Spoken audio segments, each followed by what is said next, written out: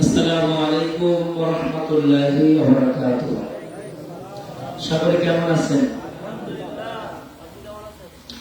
আলহামদুলিল্লাহ আলহামদুলিল্লাহ নাহমাদুহু ওয়া নাস্তাঈনুহু ওয়া নাস্তাগফিরুহু ওয়া নাউযু বিল্লাহি মিন শুরুরি আনফুসিনা ওয়া মিন সাইয়্যাতি আ'মালিনা। من يهده الله فلا مضل له ومن يضلل فلا هادي له ونشهد أن لا إله إلا الله وحده لا شريك له ونشهد أن سيدنا وحبيبنا ومولانا محمدا عبده ورسوله الذي أرسله بالحق بشيرا ونذيرا وداعيا إلى الله بإذنه وسراجا وقمرا منيرا. فقد قال الله تعالى في كلامه المجيد والفرقان الحميد: أعوذ بالله من الشيطان الرجيم. بسم الله الرحمن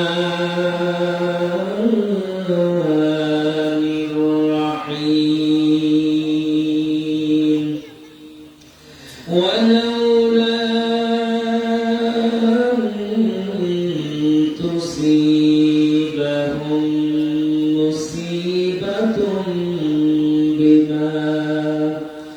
بما قدمت أيديهم فيقولوا ربنا لولا أرسلت إلينا رسولا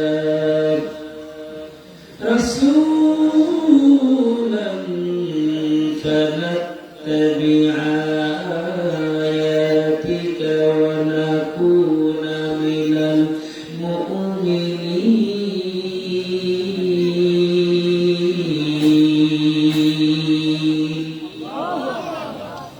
وعن أبي هريرة رضي الله عنه قال رسول الله صلى الله عليه وسلم: من أطعني دخل الجنة ومن عصاني فقد أبى.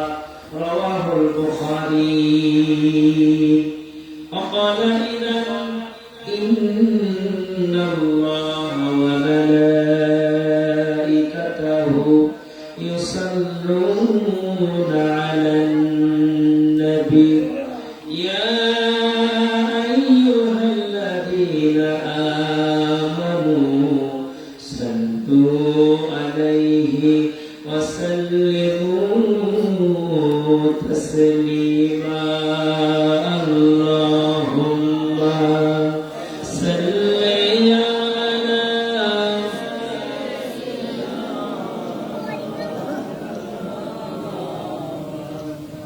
وعلى آل سيدنا مولانا মদিনা যাইতে পারলাম না, মদিনা দেখতে পারলাম না। আমি অসহায় তাই এত দূরে রই, শুধু সালাম জানাই। মদিনা যাইতে পারলাম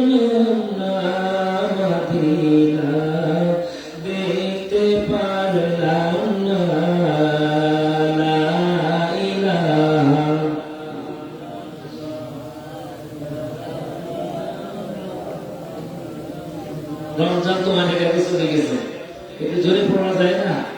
লা ইলাহা লা ইলাহা ইল্লাল্লাহ লা ইলাহা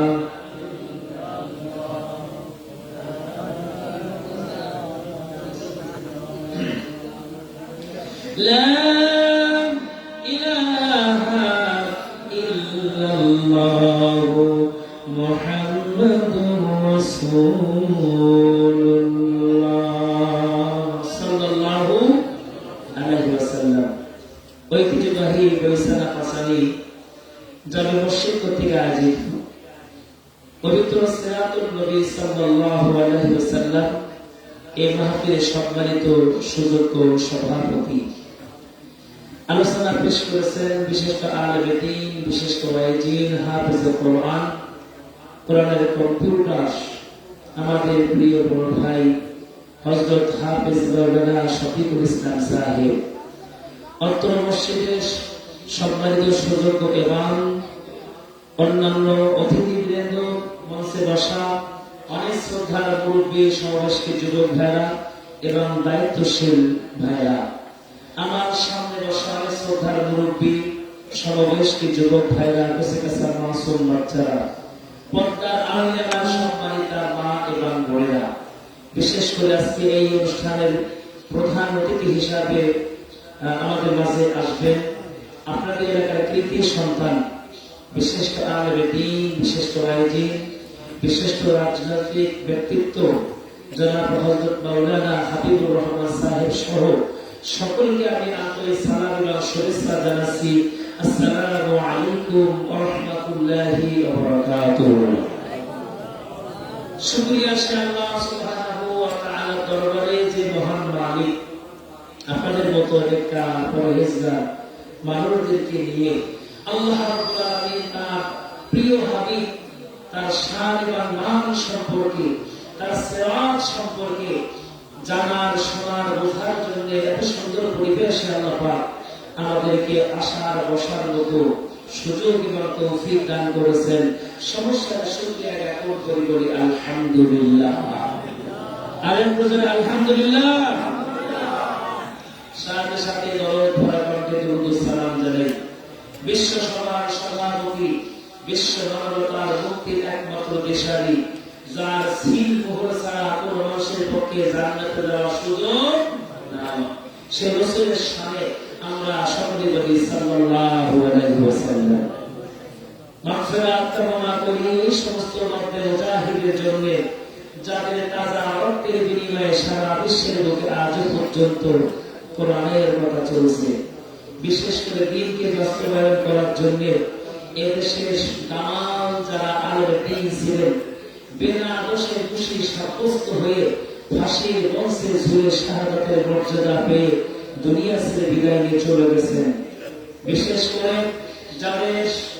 করে যার আলোচনায় অসংখ্য আলেম দ্বীন তাফসীর কেমন ভাবে করতে হয় তার একটা নমুনা মডেল আমাদেরকে উৎসাহিত করেছেন, আমাদেরকে দিয়ে অনুপ্রাণিত করেছেন। 50 বছর যিনি কোরআনের খেদমত করে গেছেন শহীদ আল্লামা দেলাওয়ার হোসেন সাইদি হুজুরকেও আল্লাহ পাক যেন জান্নাত নসিব করেন। আমরা সকলে বলছি আল্লাহুম্মা আমিন। আর আল্লাহুম্মা আমিন। প্রিয় ভাইরা আমার, আমি আগেই ক্ষমা চেয়ে নিচ্ছি, এখন এই কয়েকটা দিন মসজিদ কেন্দ্রিক আলোচনা হওয়ার কারণে সাউন্ড সিস্টেম খুব উন্নত মানের থাকে না। যেহেতু আপনারা সুন্দর একটা সাউন্ড সিস্টেম করেছেন, অধিকাংশ সিরাত মাহফিলগুলো মসজিদ কেন্দ্রিক হওয়ার কারণে সাউন্ড সিস্টেম ভালো না হওয়ায় গলাটা আমাদের চেপে গেছে, হয়তো একটু কষ্ট আপনাদের হবে। তারপর অল্প সময় আমরা আলোচনা রেখে কি করতে চাই, এ অতদের জন্য প্রাণ করে দোয়া করবেন। আল্লাহ পাক যেন কিছু হক কথা অতদের জবান থেকে বের করার তৌফিক আল্লাহ দান করেন। আমরা সকলে বলছি আল্লাহুম্মা আমিন। প্রিয় ভাইরা আমার, আমি আপনাদের খেদমতে আলামত শরীফ থেকে 20 নম্বর পারা 10 নম্বর পৃষ্ঠা সূরা আল কাসাস এর 47 নম্বর আয়াত আমি আপনাদের সামনে তেলাওয়াত করেছি। অসংখ্য হাদিস থেকে নবী করিম সাল্লাল্লাহু আলাইহি ওয়াসাল্লামের মুখ নিঃসৃত বাণী বুখারী শরীফের ৭২৮০ নম্বর হাদিস আমি তেলাওয়াত করেছি। এই দুইয়ের সমন্বয়ে কিছু কথা রেখে আমরা এটি করতে চলে আসুন। আর করে আমরা একটু কথা আলোচনা রাখি। কিয়ামতের দিন কোন মানুষ যদি নিজের পাপের কারণে, নিজের গুনাহের কারণে যদি তার জাহান্নাম সাব্যস্ত হয়ে যেত, ওই লোকটা তখন আল্লাহর কাছে বলতো, আল্লাহ তুমি আমাকে শাসুর আল কাসাসের ৪৭ নম্বর আয়াতের মধ্যে আল্লাহ পাক বললেন, ওয়ালাউলা আন তুসিবাহুম বিমা তুসিবাহুম মুসিবাতুম বিমা কদ্দামাত আইদিহিম ফায়াকুলু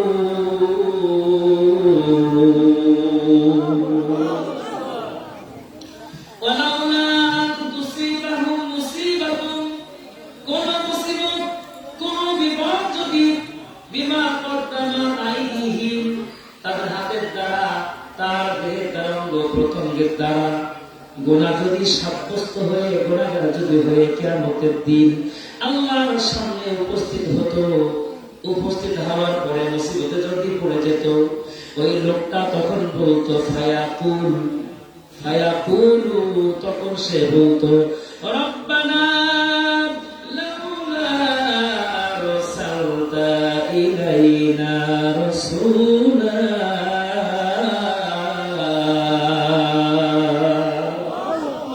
রব্বানা, হে আমার প্রতিপালক, লাউলা আরসালতা ইলাইহিম রাসূলা, আপনি কেন পৃথিবীতে, দুনিয়াতে রাসূল পাঠালেন না?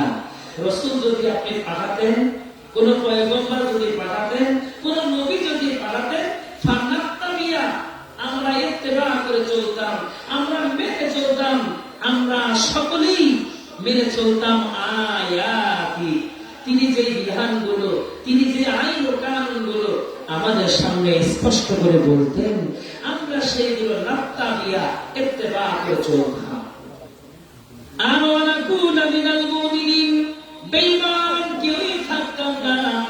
আমরা দুনিয়াতে সকলেই মুমিন হয়ে যেতাম। হে আল্লাহ, দুনিয়ায় কেন রাসূল আপনি পাঠালেন না? নবী কেন পাঠালেন না? নবী যদি পাঠাতেন, নাত্তাবিয়া আয়াতি, যে আয়াতগুলো আমাদের সামনে বলতো, নাত্তাবিয়া, আমরা সব মেনে নিতাম, মুমিন হয়ে যেতাম। তাহলে এই আয়াত থেকে বোঝা গেল একজন নবী কিংবা একজন পয়গম্বর দুনিয়ায় পাঠার দরকার আছে কিনা নাই? আলোচনা বলেন, আলোচনা বলেন। এই নবী আসার জন্য দোয়া করলেন জাতির পিতা ইব্রাহিম আলাইহিস সালাম। সুবহানাল্লাহ বলবেন না? জাতির পিতা ইব্রাহিম সন্দেহ আছে? কোন সন্দেহ আছে? মিল্লাতা আবিকুম ইব্রাহিম হুয়া সাম্মাকুমুল মুসলিমিন।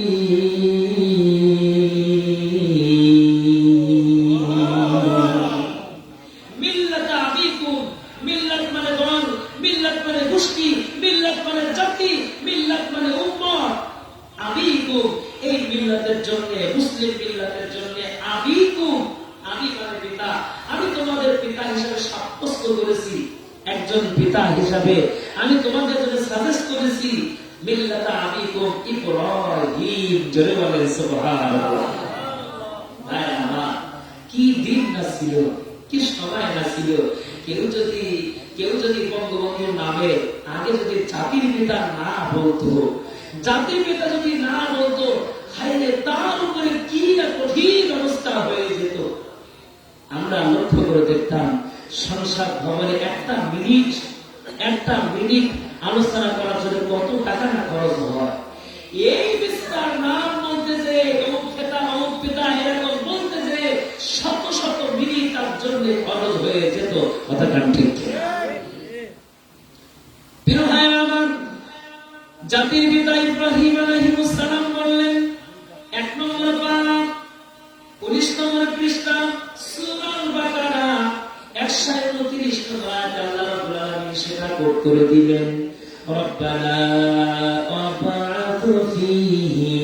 রাসূলান মিনহুম ইয়াতলু আলাইহিম আয়াতিকা ওয়া ইউআল্লিমুহুমুল কিতাবা ওয়াল হিকমাতা ওয়া ইউযাক্কিহিম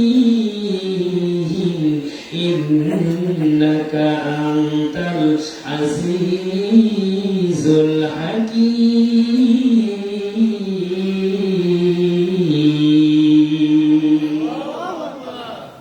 জাতির পিতা ইব্রাহিম আলাইহিস সালাম বললেন, রব্বানা, হে আমার প্রতিপালক, হে আমার মালিক, হে আমার রব, আবআস ফীহিম রাসূলা, আপনি তাদের জন্য তাদের মধ্য থেকে আবআস ফীহিম রাসূলা, এমন একজন নবী, এমন একজন রাসূল প্রেরণ করুন, যেই নবী, যেই রাসূল ইয়াতলু আলাইহিম আয়াতিক, তাদের সামনে ইয়াতলু তেলাওয়াত করে করে শোনাবেন, আলাইহিম তার কাছে, আয়াতে আপনার আয়াতগুলো, আপনার বিধানগুলো, আপনার বাণীগুলো ব্যাখ্যা বিশ্লেষণ করে করে মানুষের মাঝে ব্যাখ্যা বিশ্লেষণ করে করে শোনাবে।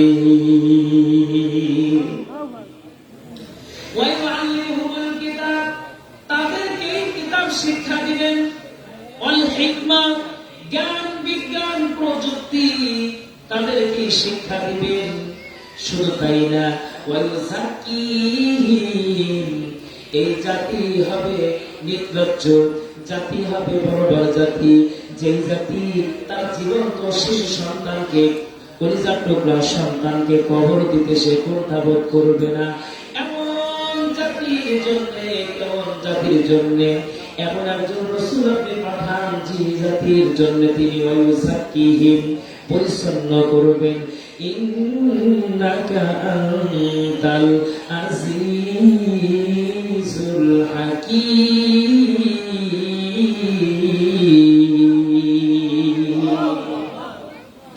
নিশ্চয় আপনি পরাক্রমশালী, পরাক্রমময়। হে আল্লাহ, হে আমার মালিক, আপনি এই জাতির জন্য একজন রাসূল, একজন পয়গম্বর আপনি পাঠিয়ে দিয়ে দেন। দোয়া করলেন জাতির পিতা হযরতে ইব্রাহিম আলাইহিস সালাম। বন্ধুরা আমার, যখন দোয়া করলেন, দোয়া করার পরপরই সেইটা প্র্যাকটিক্যাল সুসংবাদ দেওয়ার পালা। কবুল হয়েছে কিনা, গ্রহণযোগ্য আল্লাহর কাছে হয়েছে কিনা, ও ভাই আমার, সেটা প্র্যাকটিক্যাল সুসংবাদ দিলেন। বিনা পিতায় দুনিয়ায় যার জন্ম, দুনিয়ায় তার কোনো পিতা ছিল না।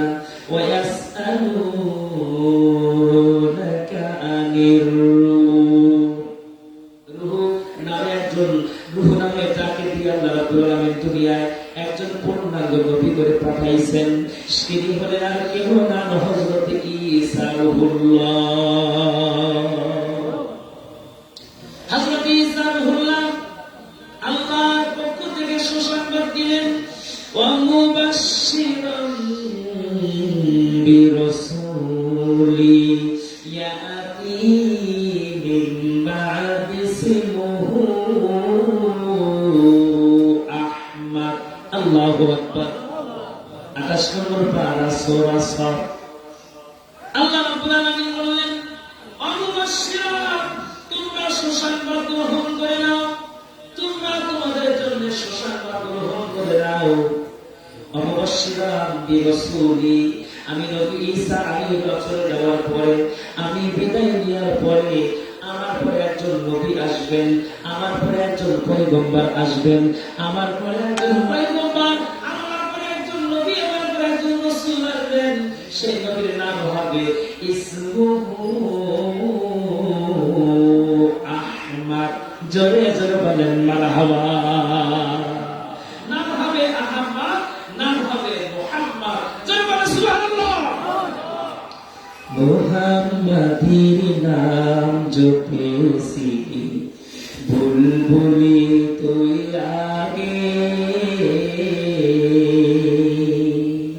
তাই রে কি তোর কণ্ঠের গান, তাই রে কি তোর কণ্ঠের গান, এমন মধুর লাগে রে, এমন মধুর লাগে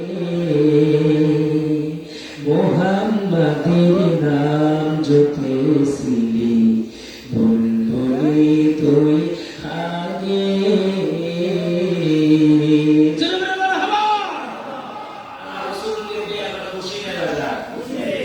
বলেন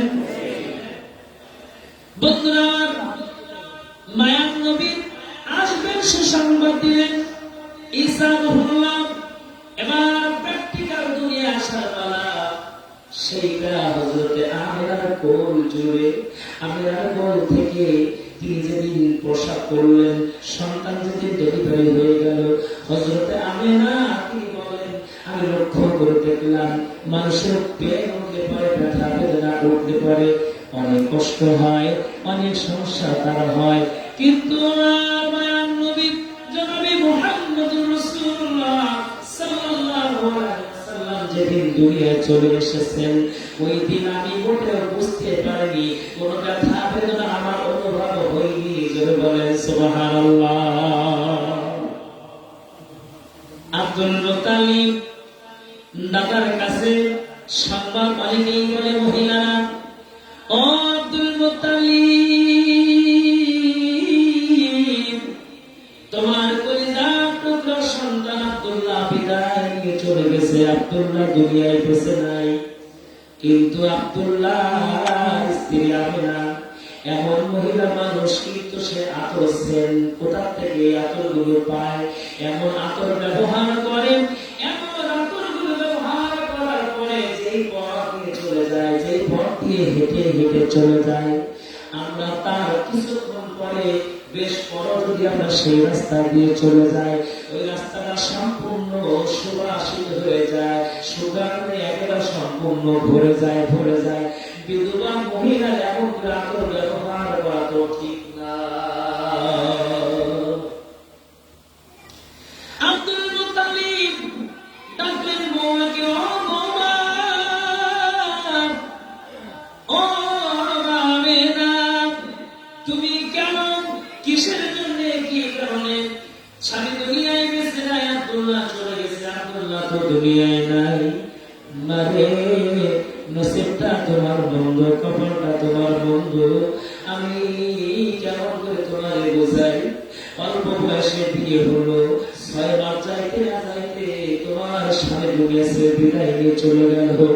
ও আমিনা, আমি তোমাকেই বলি, তোমাকেই পরামর্শ দেই না, খবরদার খবরদার, যখন তুমি বের হবা, খবরদার যখন তুমি আতর গায়ে সেন্ট দিয়ে তুমি যেন বের হইও না। পুরুষের জন্য আতর ব্যবহার করা সুন্নাত, এবার মহিলাদের জন্য আতর ব্যবহার করা, সেন্ট ব্যবহার করা হলো নাজায়েজ। তারা ব্যবহার করবে না, তারা রং ব্যবহার করতে পারে। নবী করিম সাল্লাল্লাহু আলাইহি ওয়াসাল্লামের কাছে পর্দার ভিতর থেকে একজন হাত লম্বা করে দিলেন কোন একটা জিনিস নেওয়ার জন্য। নবীজি বললেন, কিসের হাত, কার হাত? একজন মহিলা সাহাবী বললেন, ইয়া রাসূলুল্লাহ, ইয়া হাবিবাল্লাহ, আমি অমুক মহিলা, আমার হাত আমি আপনার সামনে পেতে দিয়েছি, হুজুর এই জিনিসটা আপনি আমার হাতের মধ্যে দেন। নবী করিম সাল্লাল্লাহু আলাইহি ওয়াসাল্লাম বললেন, তুমি সুগন্ধি ব্যবহার করবে না, কিন্তু তোমার হাত তো মেহেদির রং দিয়ে রঙিন থাকবে। সুবহানাল্লাহ বলবেন না? তোমার হাতটা রঙিন করে থাকবে মেহেদির রং দিয়ে। এর থেকে বোঝা যায় মহিলাদের হাতে তারা মেহেদির রং ব্যবহার করতে পারবে, কিন্তু আতর সেন্ট ব্যবহার করতে পারবে না। বন্ধুরা আমার, আল্লাহর নবীর দাদা যান আব্দুল মুত্তালিব যখন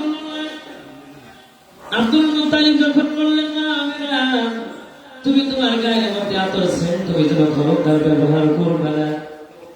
ডুগরি কেটে দিয়ে বলে, আমার প্রাণের শ্বশুর আব্দুল মুত্তালিব, আল্লাহে আল্লাহর কসম করে বলি, আমি জীবনের পরে কোনোদিন এক ফোঁটা সেন্ট, এক ফোঁটা আতর, কোন স্প্রে আমি আমার দেহের ভিতরে, আমি আমার গায়ের মধ্যে কোনোদিন স্পর্শ করি নাই, কোনোদিন গায়ে লাগাই নাই।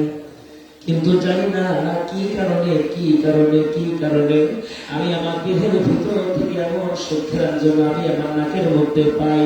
কোন মানুষ যখন আমার পাশে আছে তারা অনুভব করে, আমি এটা কেমন করে জানি না।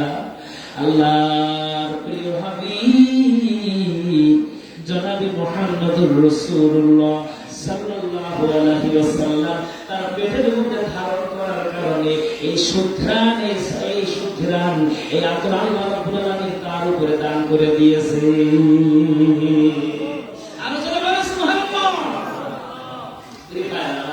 প্র্যাকটিক্যাল ভাবে আমার মায়ের নবী আমেনার কোল থেকে যখন দুনিয়ায় চলে আসলো, দুনিয়া আনন্দে আনন্দিত হয়ে গেল। জমিন চায় আমার মধ্যে নবীজি আসুক, আসমান যে আমার মধ্যে আসুক, রাত করে নবী আমার মধ্যে আসুক, দিন করে নবী আমার মধ্যে আসুক। আল্লাহ রাব্বুল আলামিন দিনকে সন্তুষ্ট করলেন, রাতকে সন্তুষ্ট রাখলেন। দিন এবং রাতকে সন্তুষ্ট রেখে মায়ের নবীকে এমন সময় দুনিয়ায় পাঠাই দিলেন, রাত নয় দিন নয়, সুবহে সাদিকের সময় আমার মায়ের নবীজি দুনিয়ায় চলে আসলেন। বলেন মারহাবা। লা ইলাহা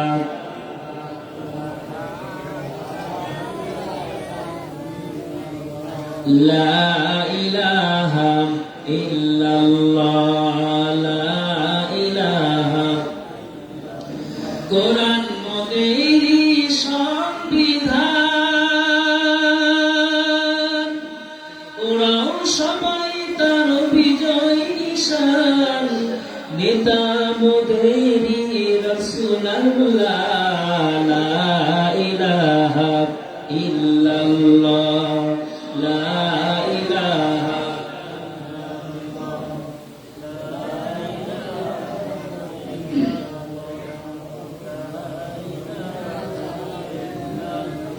লা ইলাহা ইল্লাল্লাহ মুহাম্মাদুর রাসূলুল্লাহ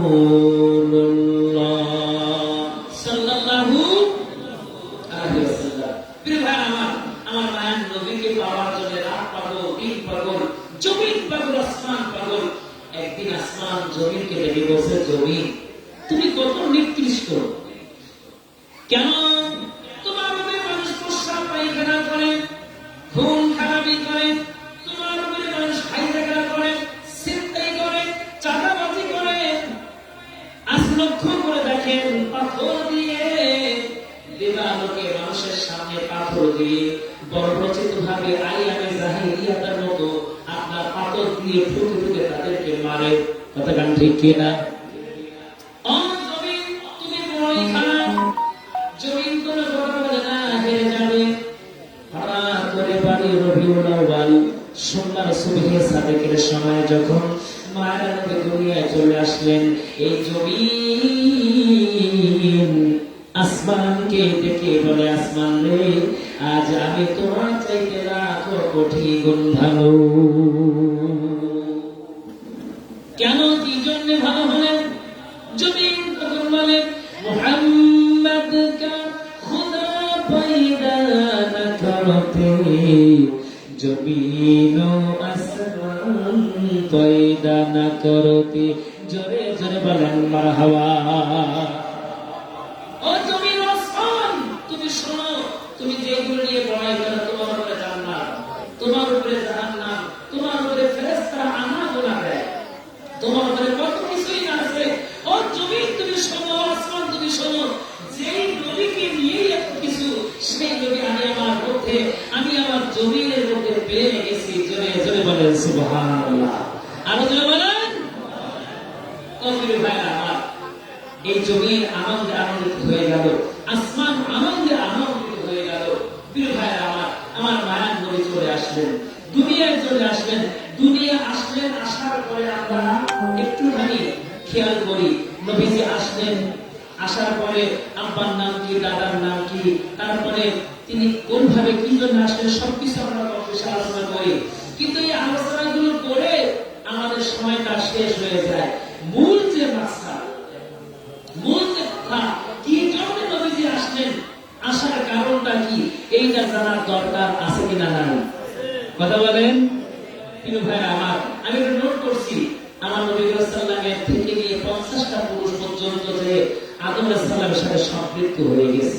একটু শোনেন, আমার নবীর নাম হলো মুহাম্মদুর রাসূলুল্লাহ সাল্লাল্লাহু আলাইহি ওয়াসাল্লাম। তার আব্বার নাম হলো আব্দুল্লাহ, আব্দুল্লাহর আব্বার নাম হলো আব্দুল মুত্তালিব, তার পিতার নাম হলো হাশিম, তার পিতার নাম হলো আব্দুল মানাফ, তার পিতার নাম হলো কুসাই, তার পিতার নাম হলো কেলাব, তার পিতার নাম হলো মুরারা, তার পিতার নাম হলো কাব, তার পিতার নাম হলো লুয়াই, তার পিতার নাম হলো গালিব, তার পিতার নাম হলো ফিহির, তার পিতার নাম হলো মালিক, তার পিতার নাম হলো নাদার, তার পিতার নাম হলো কেনানা, তার পিতার নাম হলো খুজাইমা, তার পিতার নাম হলো মুদরিক, তার পিতার নাম হলো ইলিয়াস, তার পিতার নাম হলো মুদার, তার পিতার নাম হলো নিজাম, তার পিতার নাম হলো মাআদ, তার পিতার নাম হলো আদনান, তার পিতার নাম হলো উদ, তার পিতার নাম হলো মুকাওয়াম, তার পিতার নাম হলো নাহুর, তার পিতার নাম হলো তাইয়ারা, তার পিতার নাম হলো ইয়ারুব, তার পিতার নাম হলো ইয়াসজুব, তার পিতার নাম হলো নাবিদ, তার পিতার নাম হলো ইসমাঈল আলাইহিস সালাম, তার পিতার নাম হলো ইব্রাহিম আলাইহিস সালাম,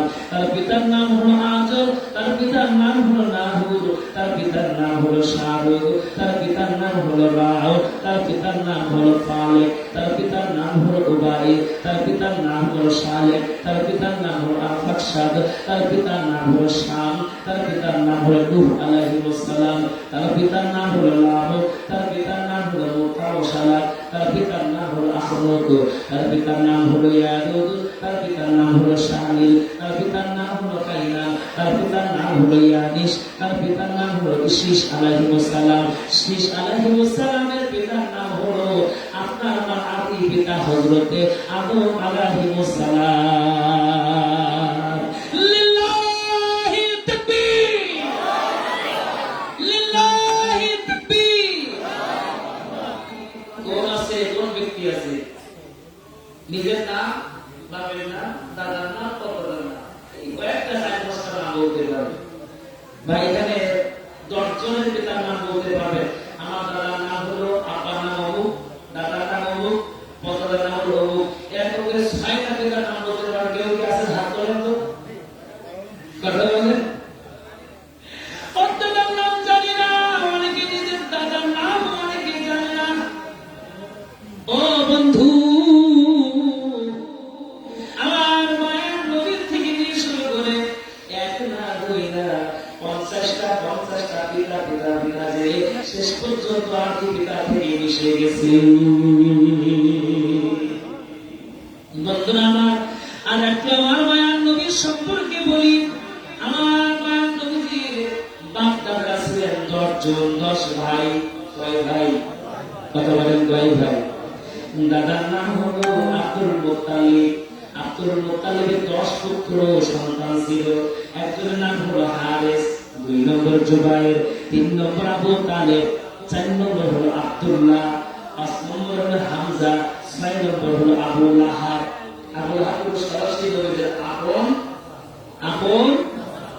বন্ধুরা আমার, এরপরে 7 নম্বর গাইদান, 5 আপনার 8 নম্বর হলো মাকুহুম, 9 নম্বর হলো সাফার, আর 10 নম্বর হলো হযরতে আব্বাস রাদিয়াল্লাহু আনহু। সংখ্যা ছিল কয়টা? আরো জোরে কয়টা? 10টা। এবার আমার নবীজি মুহাম্মদুর রাসূলুল্লাহ সাল্লাল্লাহু আলাইহি ওয়াসাল্লাম, তার ফুফু ছিল 6 জন। কয়জন? 6 জন। 10 আর 6 কত হয়? 10 আর 6 16। আর আমার এখন দৌড় করলো, এখন 2টার বেশি না, একটা হলে ভালো হয়। 2টার বেশি না, একটা হলে ভালো হয়। আমার একজন ভাড়া আছে, পুরনো ভাড়া, কালীগঞ্জ মসজিদের ইমাম হেলাল বিন মানসুর, ওনার বাবার নাম হাল্লাস বিন মানসুর। ওনার 16 ভাই বোন। ওরা একটা ভাই বোনকে স্বীকার করে বের করা লাগেনি। বলবে না 16 ভাই বোন। আর আমাদের এখন ভাবলেন একটা বাচ্চা 2 বাচ্চা যদি হয়, দেখা নামাজ করা যাবে না। ওই পোল্ট্রি গরুর মতো শুধু ঝিমাবে কথা নাম ঠিক ডাক্তাররা ঠিক মতন বলেও দেয়, বাচ্চা গেছে ওই পুকুর থেকে পানি আনা যাবে না, এখন প্রতিটা ঘরে রান্না থেকে করবো সেখানেও কথা ঠিক কোন কঠিন কাজ দরকার নেই। এরপর ডাক্তার সাহেব বলছেন কি তোমাকে রেস্টে থাকতে হবে, রেস্টে। এখন সারাদিন পোল্ট্রি মুরগির মতো রাইস কুকার, কারি কুকার আর প্রেসার রান্না করার যা দরকার সব ওটাই রান্না। এখন সারাদিন বসে বসে কি করবে, ওই টিভির সামনে চুপ করে বসে থাকে, চুপ করে বসে থাকে সারাদিন ওই ঝাঁকা নাকা দেখে। আর সন্তান যখন হয় ওই ঝাঁকা নাকা খেয়েই সন্তান হয়। এই সন্তান হওয়ার পরে মার মুখে থাপ্পড় মারে, বাপের মুখে চড় মারে। আর হুজুরের কাছে বলে হুজুর একটু দোয়া করে দেন, ছেলে মোটেই কথা শোনে না। আমি বলি হুজুর, আমি বলি চাচা মেয়ের নাম রেখে ছেলের নাম রেখেছেন কি? ওর নাম রেখেছি সোয়ান সোয়ান। ও কি ঠান্ডা হয়? কথা বলে নাম রেখেছে সোয়ান সোয়ান। বন্ধুরা আমার, এই জন্য আমি বলি আল্লাহ রাব্বুল আলামিন বলেছেন ওয়ালা তাকতুলু আওলাদাকুম খাশিয়াতা ইমলাক নাহনু নারযুকুহুম ওয়া ইয়্যাকুম ইন্না ক্বাতলাহুম কানা খিতিয়ান কাবীরা। 15 নম্বর পারা 4 নম্বর পৃষ্ঠা 1 নম্বর লাইনে হাফেজে কোরআন পাশে বসা। ওয়ালা তাকতুলু আওলাদাকুম, তোমরা তোমাদের সন্তানকে ওয়ালা তাকতুলু হত্যা করো না, আওলাদাকুম তোমাদের সন্তানকে খাশিয়াতা ইমলাক। এটা খেয়াল করে শুনেন, খাশিয়াতা ইমলাক, খাশিয়াত মানে ভয়, ক্ষতির ভয়ে তুমি তোমার সন্তানকে হত্যা করো না। কেমন ভয়? জমি আছে 4 বিঘা, সন্তান হয়েছে 2টা, আর একটা সন্তান যদি হয় হবে কিন্তু বিরাইন ভাই। ছেলে মেয়ে কেমন করে খাওয়াবো, কি খাওয়াবো, কেমন করে মানুষ করবো, সন্তানের জন্য অনেক কিছু করা লাগবে, অনেক কিছু করা লাগবে। আমি আমার একজন একজন টিচারকে বললাম স্যার বাচ্চা প্রয়োজন বসে আছে। আমি বললাম কি আর হবে না, বলছে মানুষ করে লাগবে না। আমি বললাম স্যার আপনি কি মানুষ করবেন, আপনি কি খাওয়াবেন? আল্লাহ রাব্বুল আলামিন বলেন নাহনু নারযুকুহুম ওয়া ইয়্যাকুম, এই সন্তানটা জন্মগ্রহণ করার 50,000 বছর আগে কি খাবে, কোথায় খাবে, কোন জায়গায় যাবে, কোন শাক পরবে, কোন পাঞ্জাবি পরবে, কোন প্যান্ট পরবে, কোন জায়গায় তার শ্বশুর বাড়ি হবে, কোন জায়গায় শাশুড়ির বাড়ি হবে, আল্লাহ রাব্বুল আলামিন সব আগে থেকেই রেডি করে রেখেছে।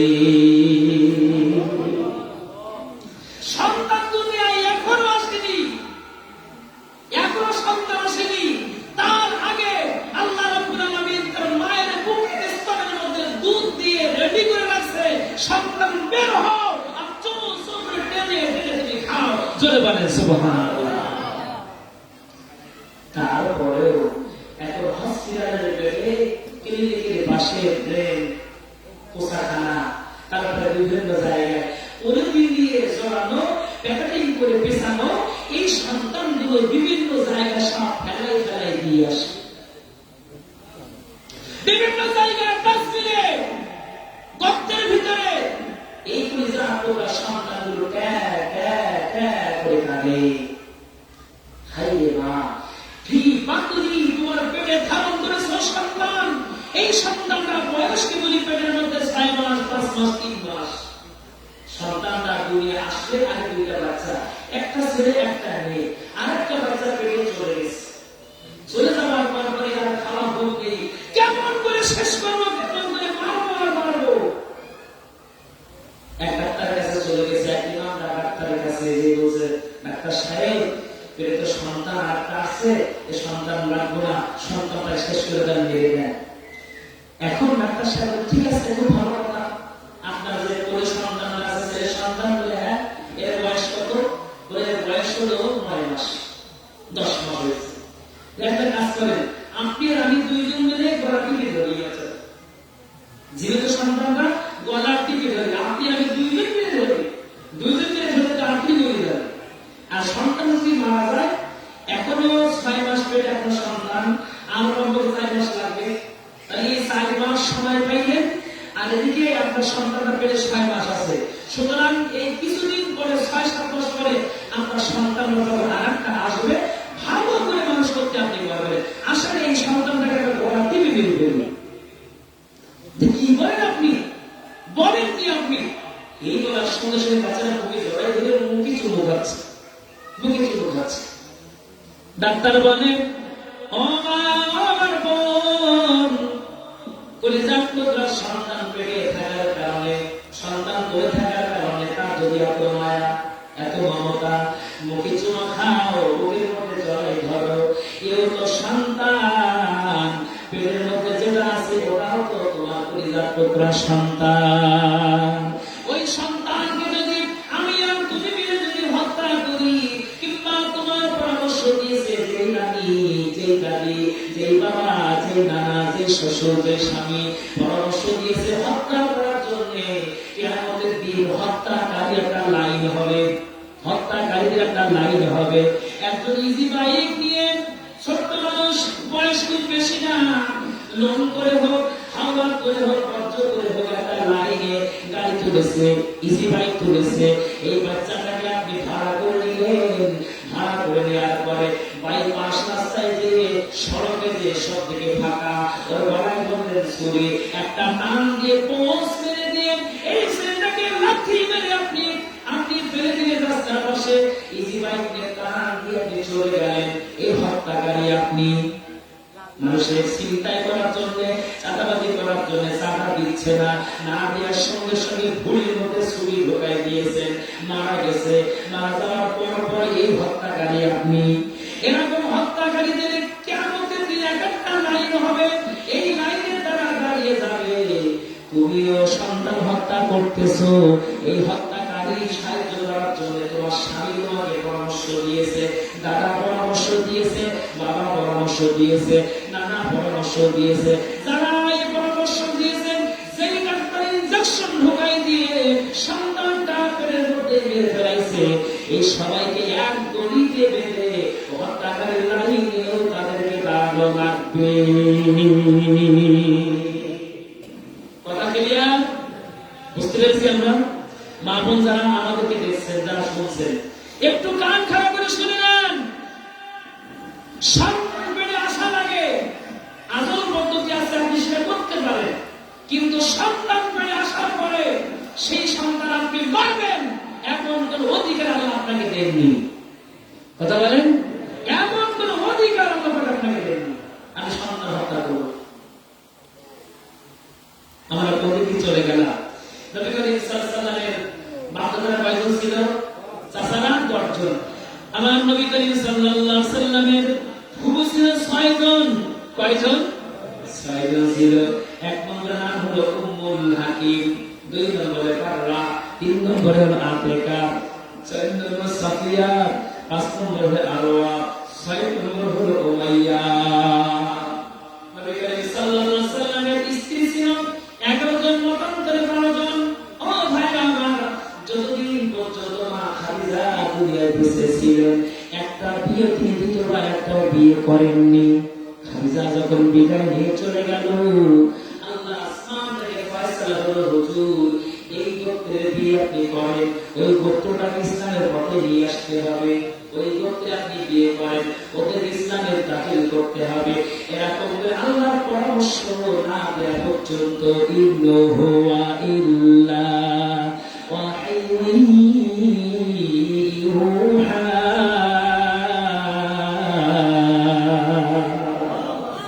আল্লাহর পক্ষ থেকে ওহী না আসা পর্যন্ত একটা কথা তিনি বলেন না, একটা কাজ তিনি।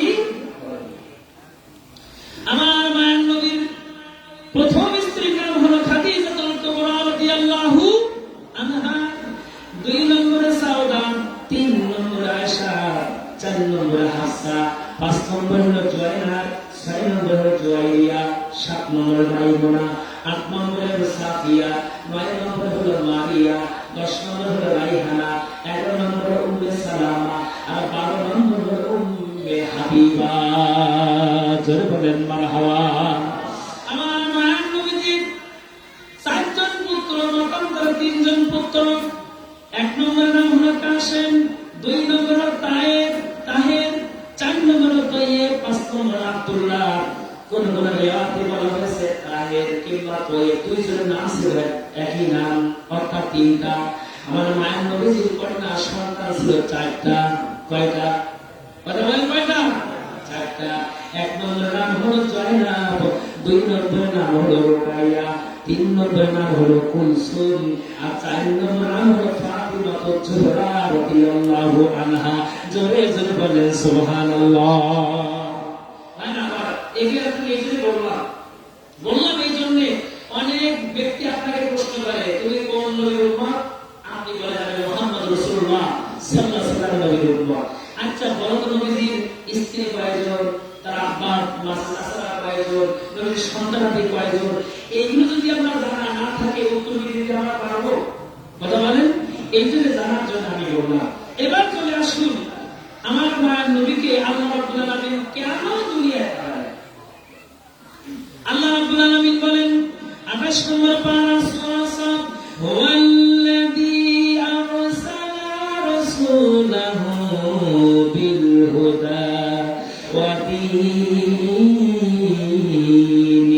হক লিইযহিরাহু আলাদ দীনি কুল্লিহি ওয়ালাউ কারিহাল মুশরিকুন।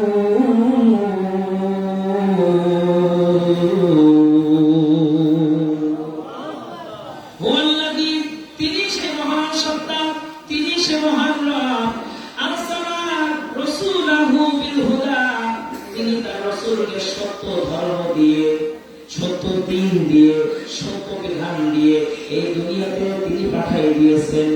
উদ্দেশ্য কি? উদ্দেশ্য হলো একটা, লিইযহিরাহু আলা দীনি কুল্লিহি।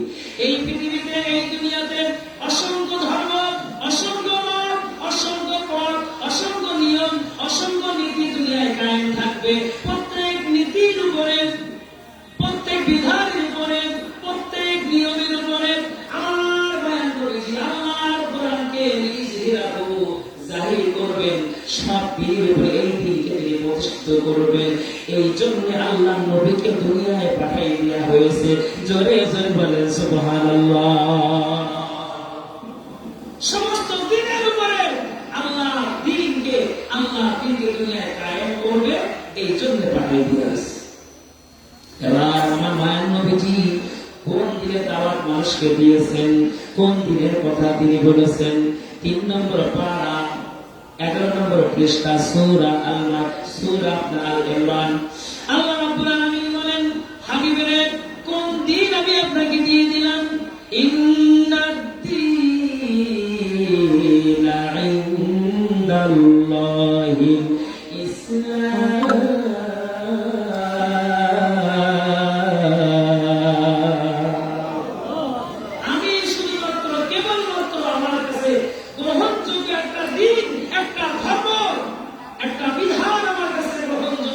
সেদিনের নাম কি?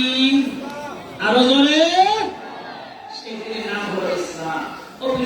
আমার সিলবুল ইসলাম, মানে ইসলাম হলো শান্তি, ইসলাম হলো নিরাপত্তা, ইসলাম হলো মানুষের জন্য কল্যাণকর ধর্ম, কল্যাণকর দিন। জোরে জোরে বলেন সুবহানাল্লাহ।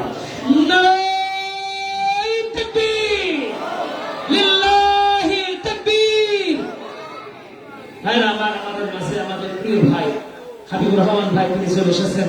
আমরা আমাদের পক্ষ থেকে ভাইকে ধন্যবাদ জ্ঞাপন করছি। আমরা দোয়া করি আল্লাহ পাক এমন সব নেতৃত্ব যেন আমাদের সামনে আল্লাহ পাক দান করে দেন। আমরা সকলে বলি আল্লাহুম্মা। ও প্রিয় ভাইরা আমার, আল্লাহ রাব্বুল আলামিন বলেন, হাবিবের এই দিনকে আমি আপনার কাছে দিলাম, এই দিনকে শুধু আমি আপনার কাছে দিয়েছি, না অন্য কাউকে দিনের দায়িত্ব দিয়েছিলাম। আল্লাহ রাব্বুল আলামিন সুন্দর করে পরিষ্কার করে দিলেন। 25 নম্বর পারা 3 নম্বর পৃষ্ঠা, সূরা শুআরা 13 নম্বর আয়াত। আল্লাহ রাব্বুল আলামিন বলেন, শারা'a লাকুম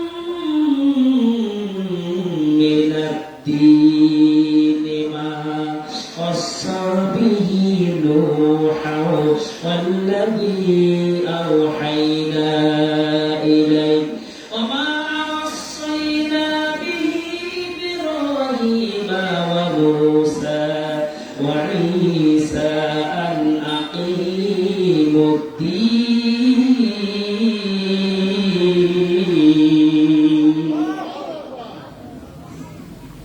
সারাকুম বিরাদ্দিন আমি সেই দিনকে আমি আপনার উপরে বিধিবদ্ধ করে দিলাম আমি সেই দিনকে আপনার উপরে বিধিবদ্ধ করে দিলাম মা ওয়াসা বিহি নূহা যেই দিনের দায়িত্ব দিয়েছিলাম নূহকে ওয়া ওয়াসাইনা বিহি ইব্রাহিম মুসা ওয়া ঈসা ইব্রাহিম মুসা ঈসাকে একই দিনের দায়িত্ব দিলাম সেদিনটা কি কাজটা কি আন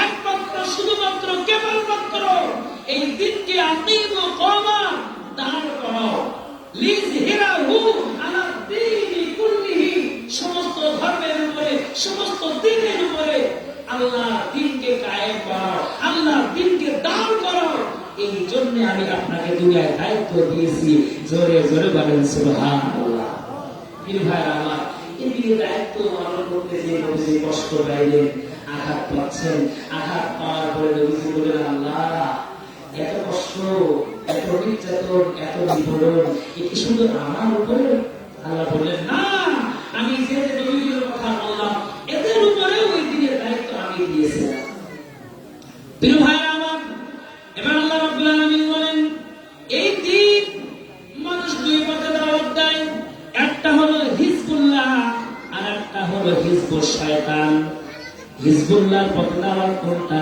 ওয়ামান আহসানু কওলাম মিম্মান দাআ ইলাল্লাহি ওয়া আমিলা সালিহান ওয়া ক্বালা ইন্নানি মিনাল মুসলিমিন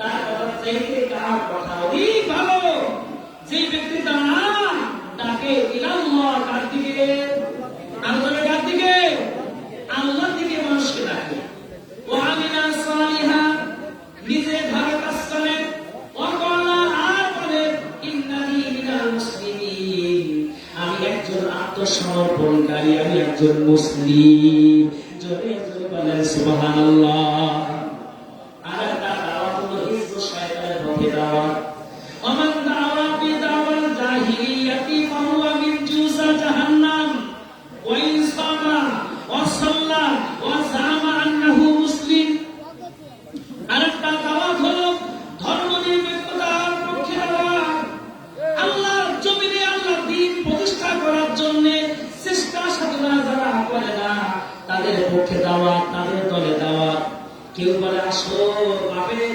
আমার বাপের আদর্শ সমাজে বাস্তবায়ন করব এই আদর্শ থেকে তুমি চলে আসো কেউ বলে না না না আমার স্বামীর আদর্শ বাস্তবায়ন করব তার দিকে চলে আসো কেউ বলে না না না চাচার আদর্শ বাস্তবায়ন করার জন্য চেষ্টা করব আল্লাহর পথে বাদ দিয়ে কোন মানুষের পথে কোন মানুষের নিয়ম কোন মানুষ যদি ডাকে এই ডাকটা হবে দুনিয়ার ডাক না পরকালের ডাক না এটা হলো আপনার ডাক এই ডাকটা হলো জাহিলিয়াতের দাওয়াত তারা আবার বলে আমরা কি নামাজ পড়ি নামাজ কি আমরা পড়ি না রোজা কি আমরা থাকি না দান সদকা আমরা কি করি না আল্লাহ রাব্বুল আলামিন তার হাবিব বলেছেন ওয়া ইনসামা ওয়া সাল্লা ওয়া জামা আন্নাহু মুসলিম ওয়া ইনসামা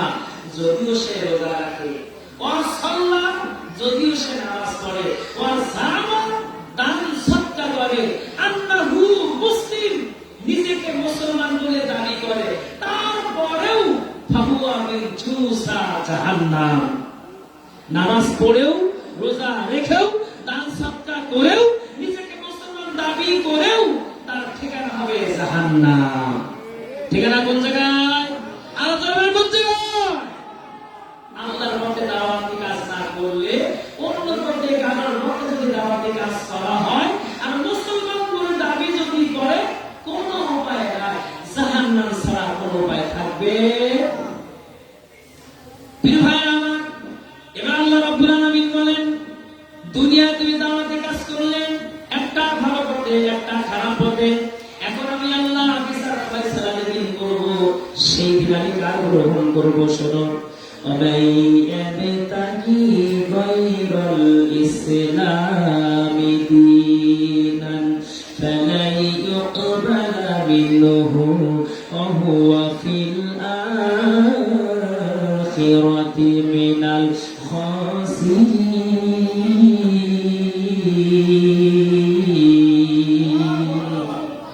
আল্লাহ রাব্বুল আলামিন বলেন, ومن يبتغي غير الإسلام دينا, ইসলামকে বাদ দিয়ে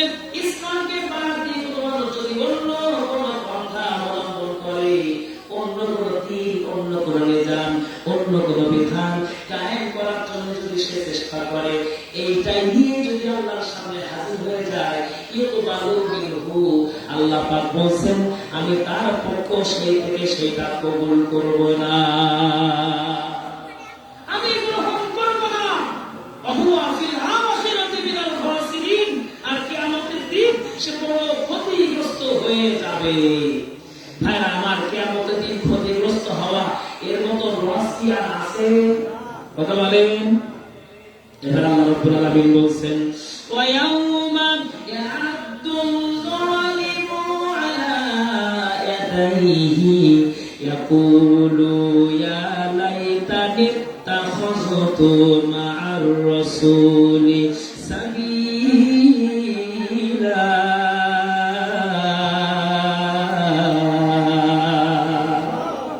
এবার কিয়ামতের দিন যখন গ্রহণ করা হবে না, ওই লোকটা তখন কি করবে? ওয়া ইয়াউমা ইয়া'আদ্দুল যালিমু, নিজে জুলুম করে, নিজে অহমিকা করে আপনার দুনিয়ায় আল্লাহর পথে না চলে যেই ব্যক্তিটা কিয়ামতের দিন আল্লাহর কাছে হাজির হবে, হওয়ার পরে সে কি করবে? সে কিয়ামতের দিন নিজের হাত একাইহে, তার হাতগুলো সে কি করবে? দাঁত দিয়ে চামড়াগুলো ছিঁড়ে ছিঁড়ে সামনে ফেলাতে থাকবে। জোরে বলেন নাউজুবিল্লাহ।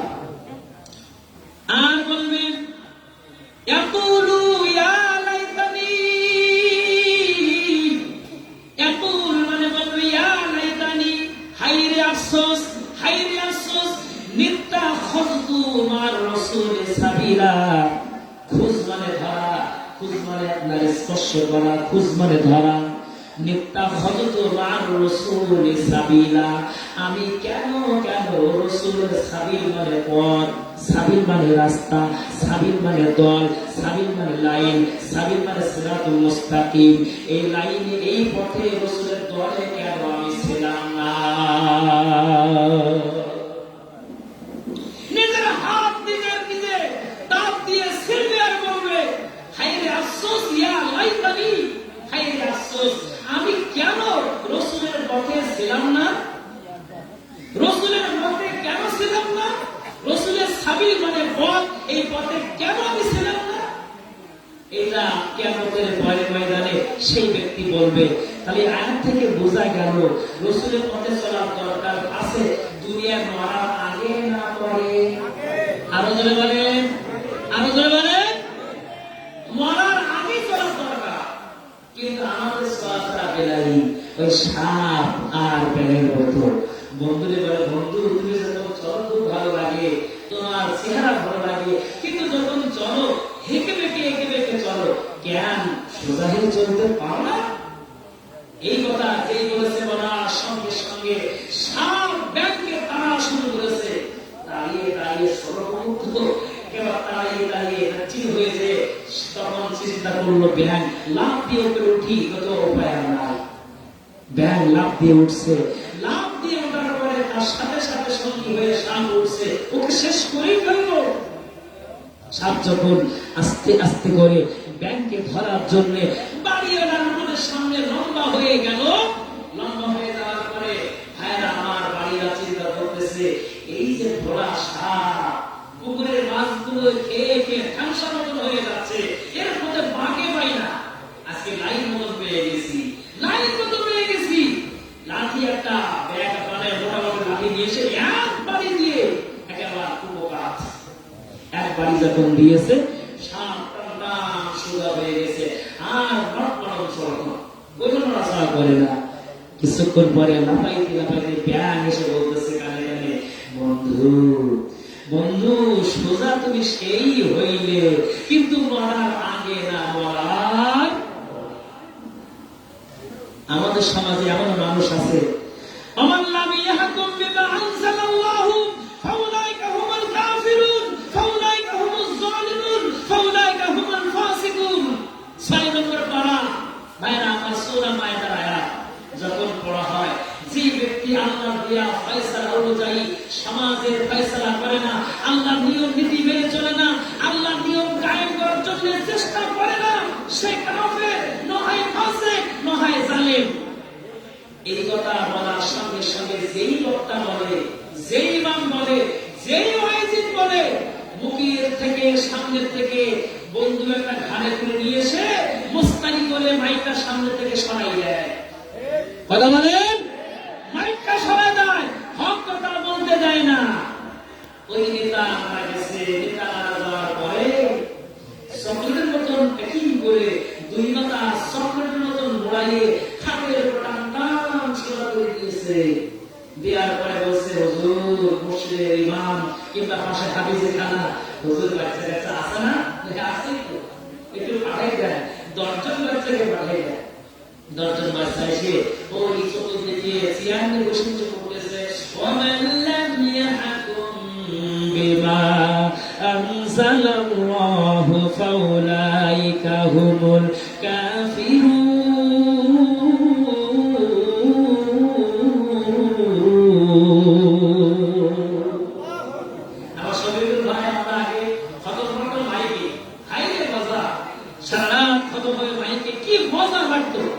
এখন তো তেলাওয়াতের মাইকে হয় না।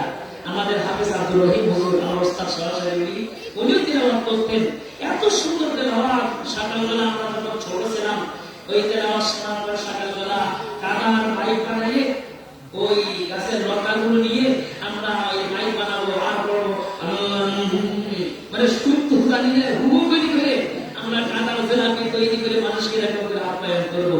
এরকম একটা ভাব আমরা সকালবেলা করতাম। ও ভাই আমার, হাফেজে কোরআন যখন তার পাশে বলতেছে, ওমান লাম ইয়াহকুম বিমা আনজালাল্লাহু ফাউলাইকা হুমুল কাফিরুন ফাসিকুন জালিমুন। যে ব্যক্তি আল্লাহর বিচার ফয়সালা অনুযায়ী সমাজে বিচার ফয়সালা করে না, আল্লাহর বিধান অনুযায়ী সমাজে দ্বীন কায়েম করে না, সমাজে বিচার ফয়সালা করে না, সে হয় কাফের, সে হয় ফাসিক, না সে হয় জালিম। ওর কানে কানে বলে, ওর কানে কানে বলে, কানে কানে বলার পরেও ওর যদি শক্তি থাকতো, ক্ষমতা যদি থাকতো, ওই কাপড়ের ভিতর থেকে একটা হাত বের করেই ওই হাফেজের মুখে থাপ্পড় আগেই পাইতো। কথা বলেন, কথা বলেন। এখন সুযোগ নেই, কথা বলার সুযোগ নেই, হাত আর নাড়াবার সুযোগ নেই, এই জন্য বেহায়ার মতো সব শোনে, সব শোনে, আর উপায় নেই, আর উপায় নেই। প্রিয় ভাইরা আমার, আজকে এই সিরাত মাহফিলের মূল মাকসাদ কি? আপনি আমি মারা গেলাম, মারা যাওয়ার পরে লাশ সামনে নিয়ে ইমাম সাহেব যখন নামাজে দাঁড়ালেন, আমরাও দাঁড়িয়ে গেলাম। নামাজের শেষের দিকে আমরা আল্লাহর কাছে দোয়া করতেছি, আল্লাহুম্মা গফিরলি হাইয়িনা ওয়া মাইয়িতিনা ওয়া শাহিদিনা ওয়া গায়িবিনা ওয়া সাগীরিনা ওয়া কাবীরিনা ওয়া যাকারিনা ওয়া উনসানা। যারা জীবিত, যারা মৃত, যারা ছোট, যারা বড়, যারা এসেছে, যারা আসেনি, সবার জন্য, নারী কিংবা পুরুষ সবার জন্য দোয়া। দোয়ার আগে আমরা কাঁধে হাত দিলাম, আল্লাহু আকবার। লাশ সামনে সাক্ষী, আমি কাঁধ ধরেছি, সারেন্ডার করেছি, আল্লাহর কাছে বলতেছি, আল্লাহ আল্লাহুম্মা, হে আল্লাহ, মান আহইতাহু, যদি আমাদেরকে বাঁচাই রাখো, ফাআহইহি, আমাদেরকে বাঁচাও, আলাল ইসলাম। কিসের উপরে বাঁচাও? আরো জোরে বলেন, ইসলামের উপরে বাঁচাও। আমান তাওয়াফাইতাহু, আর যদি মারো আমাদেরকে, ফাতাওয়াফাহু আলাল ঈমান। ঈমানের সহিত যেন মরতে পারি, বাঁচলে ইসলাম, মরলে ঈমান। বন্ধুরা আমার, এই কথা আপনি বলতেছে, বলার পরে এর আগেও ইয়্যাকা না'বুদু ওয়া ইয়্যাকা নাস্তাঈন, আল্লাহ তোমার ইবাদত করি, সাহায্য তোমার কাছে চাই। ইহদিনাস সিরাতাল মুস্তাকিম, আল্লাহ যেটা সঠিক পথ, সেই পথটা তুমি আমাদের দাও। এটা নামাজে পড়ে ওই দিন নির্বাচন, ওই দিন ভোট। এখন ভোট দেওয়ার জন্য হেঁটে চলে গেলাম, যাওয়ার পরে আল্লাহর কাছেই বললাম, আল্লাহ ভালো রাস্তা যেটা, ভালো পথের মানুষ যারা, তাদেরকে সাপোর্ট করবো, তাদেরকে সমর্থন দেব। এই দোয়া করে এসেই এখানে হাত ডালিসি শুরু হয়ে যায়। কোন জায়গায় মারবো না কোন জায়গায় মারবো, কথা বলেন। এবার এর আয়াত নাম দলিল নেয়। 5 নম্বর পারা 10 নম্বর পৃষ্ঠা সূরা নিসা 85 নম্বর আয়াতের মধ্যে আল্লাহ রাব্বুল আলামিন বললেন, শুনে নিয়ে নাও, মাইয়াশফা শাফাআতান হাসানাতাই ইয়াকুন লাহু নাসিবুম মিনহা।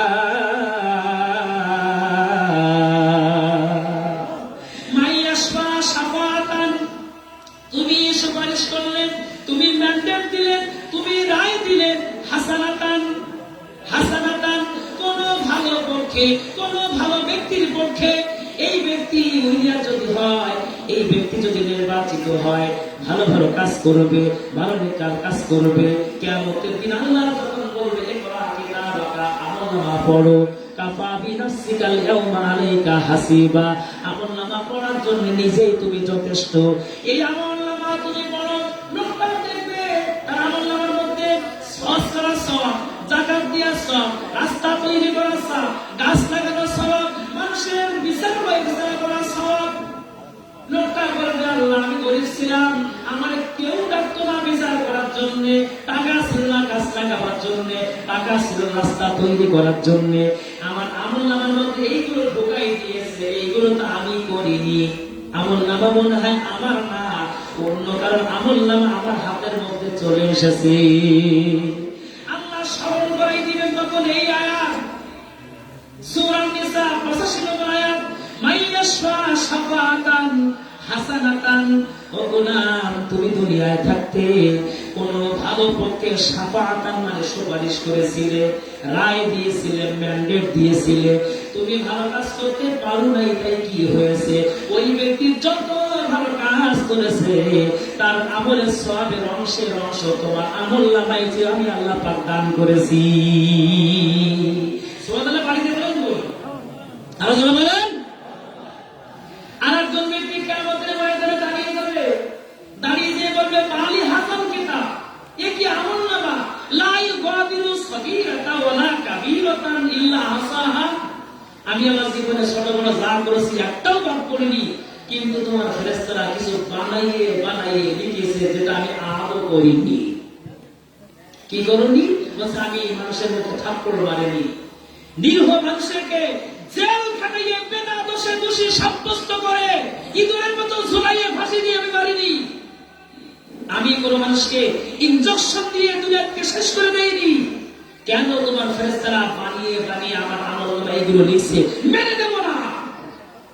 আল্লাহ স্মরণ করাই দিবেন, আমাইয়াশফা শাফাআতান সাইয়্যাতাই ইয়াকুন লাহু কিফলুম মিনহা।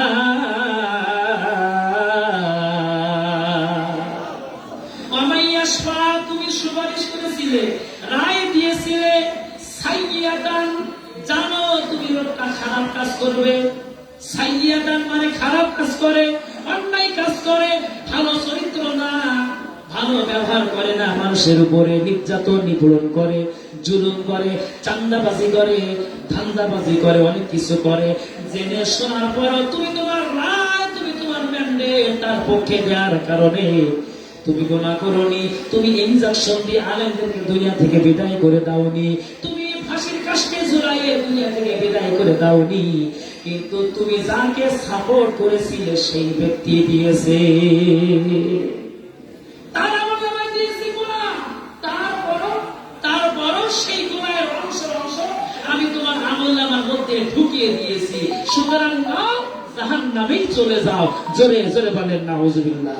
প্রিয় ভাইরা আমার, এই আয়াত থেকে শিক্ষা, এই আয়াত থেকে দীক্ষা আপনার আমার।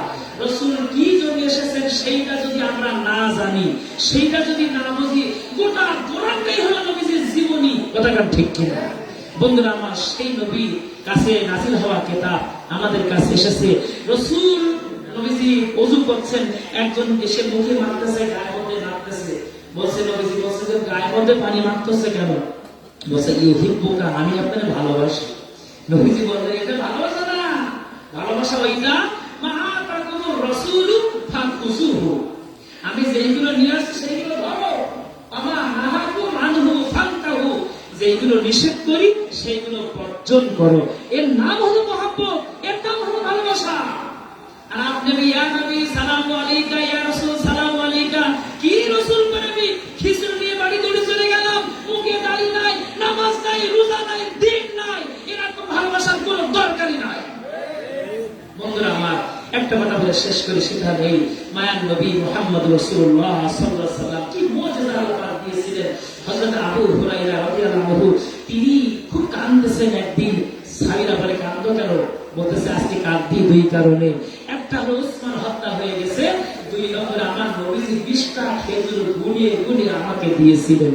সে 20টা খেজুর আমি এরকম করে গলায় ঝুলিয়ে প্যাকেট বানিয়ে রাখতাম।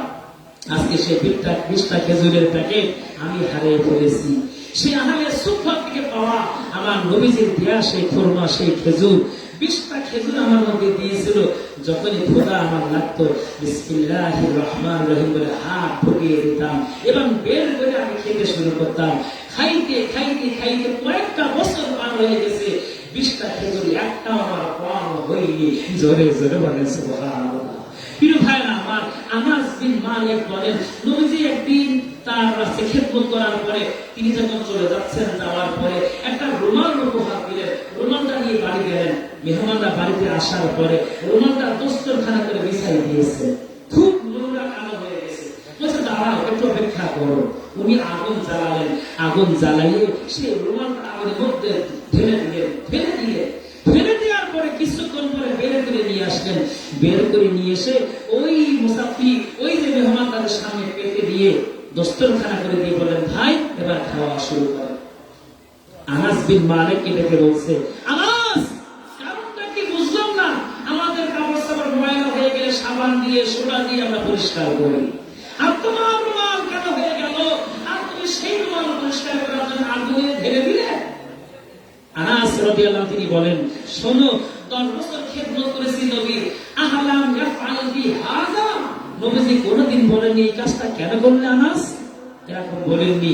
শেষের দিন আসার পরে একটা রুমাল আমাকে উপহার দিয়েছিল, যে রুমালটা আমার নবীজি নিজের দেহের ঘামগুলো তিনি মুছতেন। আমার নবীজির দেহের ঘামগুলো মুছতেন, সেই ঘাম মাখানো রুমাল আমি ব্যবহার করি। এত সুঘ্রাণ সেই রুমাল থেকে বের হয়ে যায়, আজ আমি ভুলতে পারি না। আর যখনই ময়লা হয়ে যায়, সেই রুমালটা আগুনের মধ্যে ঢোকাই দিয়ে আমি পরিষ্কার করে নিয়ে আমি আবার খাওয়া শুরু করে দেই। জোরে জোরে বলেন সুবহানাল্লাহ, জোরে বলেন সুবহানাল্লাহ। প্রিয় ভাইরা আমার, সেই রাসূল, সেই নবী আমাদেরকে রেখে চলে গেছেন। আমরা দুনিয়ায় সেই কিতাব পেয়েছি, রাসূলের সুন্নাহ পেয়েছি। আল্লাহ পাক যেন আজীবন আমাদেরকে সুন্নাতের উপরে, কোরআনের উপরে ইস্তেকামাত থাকার তৌফিক যেন দান করেন, আমিন। ওয়া আখিরু দাওয়ানা আলহামদুলিল্লাহি রাব্বিল আলামিন। আসসালামু আলাইকুম ওয়া রাহমাতুল্লাহ।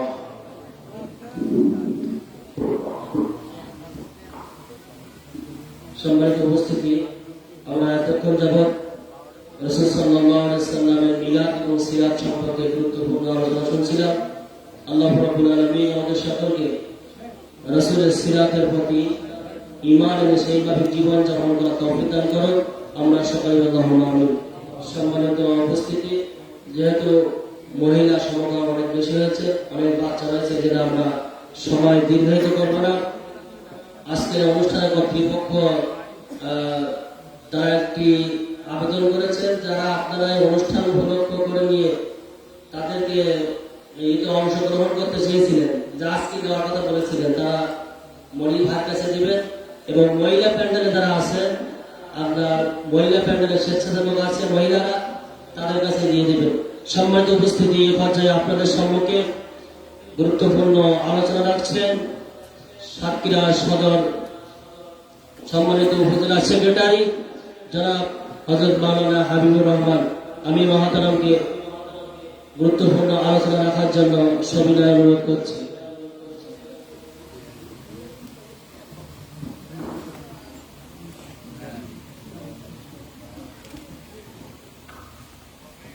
আলহামদুলিল্লাহি রাব্বিল আলামিন ওয়াসসালাতু ওয়াসসালামু আলা সাইয়্যিদিল মুরসালিন ওয়া আলা আলিহি ওয়া সাহবিহি আজমাইন।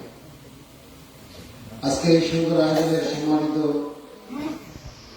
আয়োজকবৃন্দ, আমন্ত্রিত সম্মানিত এবং শ্রদ্ধেয় অতিথিবৃন্দ,